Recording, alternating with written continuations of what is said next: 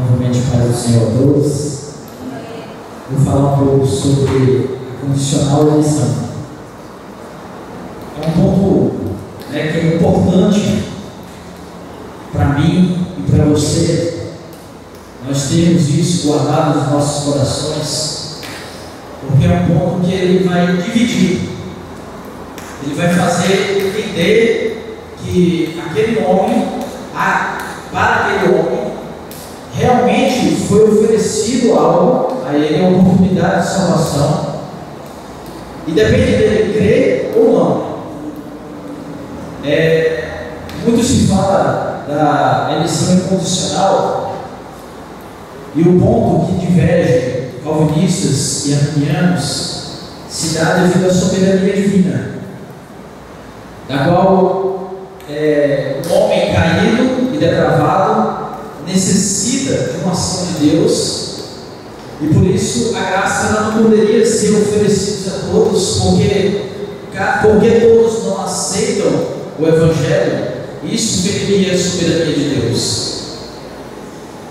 Aí eles dizem também a respeito da graça preveniente, uma graça que liberta o homem e dá a oportunidade sincera desse homem escolher crer ou não. Eles dizem também que isso iria ferir a soberania de Deus, porque se o homem, tendo o controle de crer ou não, ali ele coloca aquilo como um fator decisivo da sua salvação. Então a salvação ela não seria mais totalmente providenciada por Deus, mas seria ali decidida pelo homem. Então o homem ali teria uma participação, digamos, eficaz na salvação, porque ele creu, porque ele decidiu. E isso também é dito que fere a soberania de Deus.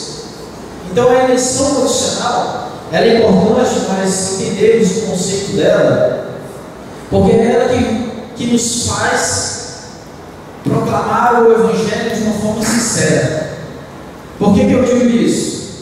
Porque nós vemos muitos discípulos evangelísticos em pregações, inclusive de pastores calvinistas, as frases como: venha até Cristo, Cristo te chama, hoje Deus quer ter encontro contigo.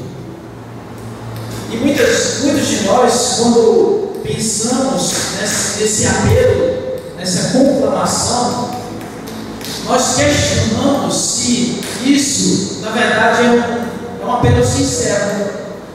Porque, pense comigo, se Deus já determinou se você é salvo ou perdido, não poderia chegar diante do público sabendo que dentro desse público há salvos e perdidos, os quais de antemão o Senhor determinou, digamos assim, pela linha calvinista.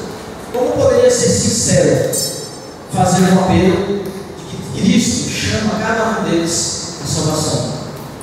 Com isso, nós também podemos pensar que há um problema no calvinismo. Há um problema porque há uma dupla predestinação. Se não há uma eleição condicional e ela é incondicional, feita anteriormente por Deus, como diz em Romanos 8, 28, Deus antes conheceu, predestinou. Se existe uma eleição incondicional, nós devemos entender que o Senhor ali de antemão, e talvez de forma aleatória, porque não pode haver nada em nós que possa ter participação eficaz na salvação, então não somos nós que decidimos ou participamos. Então Deus unicamente e pessoalmente, unilateralmente, decidiu salvar alguns e condenar outros. Nós não cremos que Deus ele envia para o inferno, alguns dizem. Nós não cremos que Deus envia para o inferno alguns, porque as pessoas já estão em um estado caído. As pessoas, depois do pecado de Adão, o pecado, nós fomos separados de Deus, e aqueles homens, mereciam realmente ir para o inferno, alguns calvinistas dizem. Mas questão é: todos, e não alguns, estavam separados de Deus. Todos, e não alguns, estavam em meio ao pecado. Então, se esse decreto unilateral e pessoal de Deus, ele não se refere nada ao homem, à pessoa do homem, então concluímos com isso que a decisão de Deus seria aleatória, e Deus estaria fazendo realmente acepção de pessoas.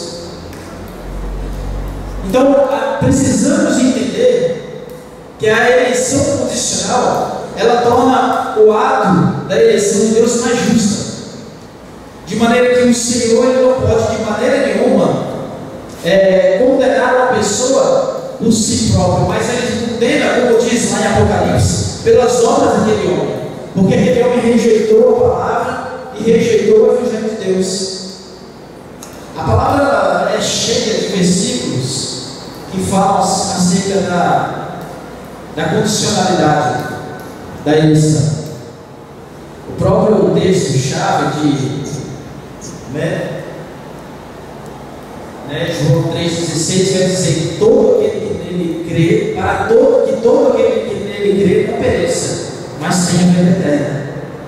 Então devemos pensar no seguinte: se a eleição é condicional e a responsabilidade então ela é sua de crer ou não, então isso tira de Deus o jugo dele estar condenando de forma arbitrária, mas ele está condenando porque homens resistiram ao seu chamado, porque homens deixaram de crer.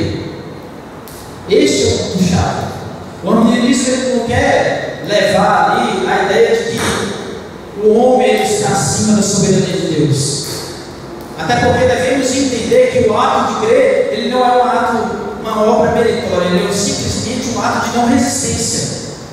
Eu não estou agindo e construindo algo na minha salvação, porque quem foi que morreu ali na cruz por cada um de nós?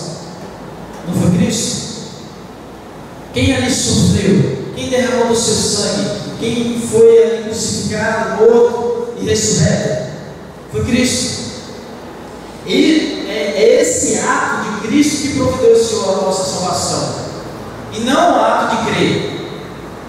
Então, o erro do calvinista é achar que a crença tira de Deus a sua soberania e faz com que o homem tenha um papel ativo na salvação.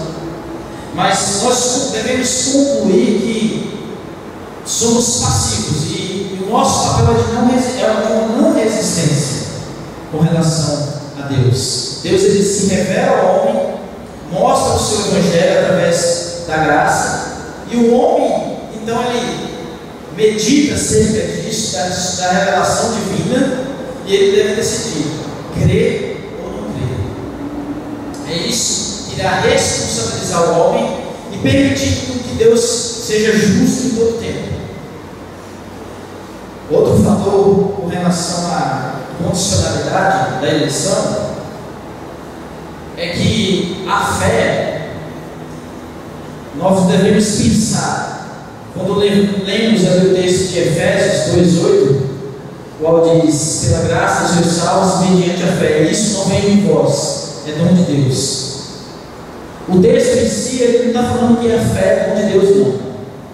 Claro que eu concordo que a fé é dom de Deus, mas quando ele fala sois salvos pela graça mediante a fé, e isso não vem de vós, quando ele fala isso, ele está falando do processo inteiro da salvação. Então a salvação não vem de nós, é dom de Deus. E quando fala que a fé que é dada a cada um, nós pensamos que Deus dá uma fé e Ele abre nossos lábios e nos faz crer automaticamente. Mas nós não devemos pensar assim.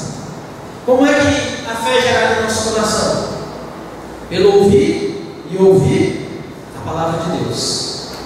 Então nós não somos amarrados e acorrentados, sendo levados de qualquer maneira até a graça. Lá em Romanos 2, se não me engano, 14, diz que nós somos conduzidos pela graça. Nós somos conduzidos, somos levados, e Deus ali trabalhando em cada um. De maneira que essa fé, ela é o meio para a salvação. E aí a gente deve pensar, se a fé se a eleição é incondicional, e ela foi feita de antemão, antes da fundação do mundo, nós aqui, olha que eu não estou discordando que nós não somos eleitos antes da fundação do mundo. Eu estou apenas discordando de que nós somos eleitos de forma determinista. Então o que acontece é que se a fé é o meio de salvação, e nós fomos eleitos antes da fundação do mundo, independente desta fé, de forma unilateral pelo Senhor, nós concluímos que a fé é um mero instrumento, um mero adereço da salvação.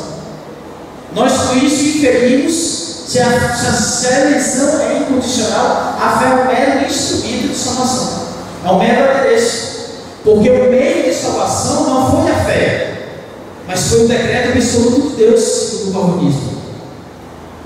Então devemos pensar nisso.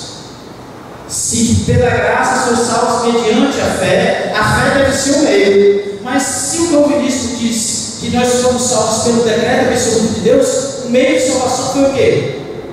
O decreto. E a fé, ela se torna um mero adereço. O modo de salvação qual é? É o sacrifício. Mas o meio tem que ser fé. E é por isso que nós queremos que a eleição ela é condicional, porque a fé é o único meio de salvação do homem, e não o decreto de Deus. Amém.